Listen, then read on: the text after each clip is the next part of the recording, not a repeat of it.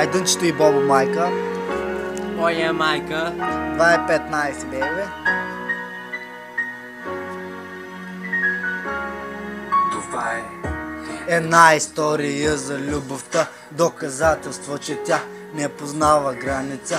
Без значение дали сте далече един от друг или пък дори сте се запознали във Фейсбук. Ако тръпката я има, значи всичко е добре. Ако връзката е силна, тогава моля, чуйте ме. Ето, намерих време да ви отделя за историята, която съм на път да споделя. Момче и момиче в интернет се запознаха, но колко силно бяха свързани, те не разбраха. Една нощ тя просто реши да му пише и опознавайки го, тя разбра какъв пиче.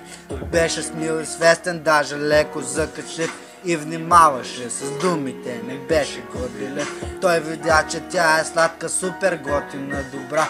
Довери се и реши да си каже номера. На следващия ден те се писаха отново и може би ще ви се стори малко невъзможно.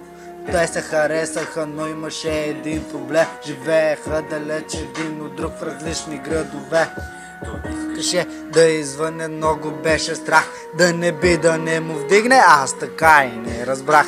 И когато дойде момента отново да се пишат, тя му се обадя, той започна да се пита дали ще хареса гласът му, да не би лошо да звучи. Те говореха спокойно, но той се притесни. Говорейки по телефона, тя наистина повярва, че човек, който си пише, е от срещната страна. И разговор след разговор им свикнаха всяка нощ да си говорят чак до сутринта, докато един ден той се събуди и реши, че трябва да я види, няма начин да сгреши. Взе той парите и си купи билет и си мечтаеше как слиза влака и казва привет на момичето, което преди месеци обикна, същата, която в сърцето му проникна. И края дойде деня, в който той да мине, да отиде при нея и за пръв път да я види. Каза и, че в 4 часа ще хване влака, нека тя да бъде на гарата и да го чака. Тя чакаше и чакаше, но влакът не пристигна.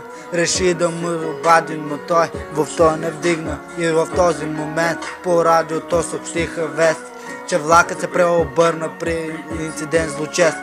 Когато чу това, тя се срина на земята, осъзнавайки какво се случило, тя се разплака и силно стискайки си телефона в ръката, тя получи СМС. Добре съм, изпуснах влака. Бобо майка, 2,15. И Айдън майка. Играта на съдбата.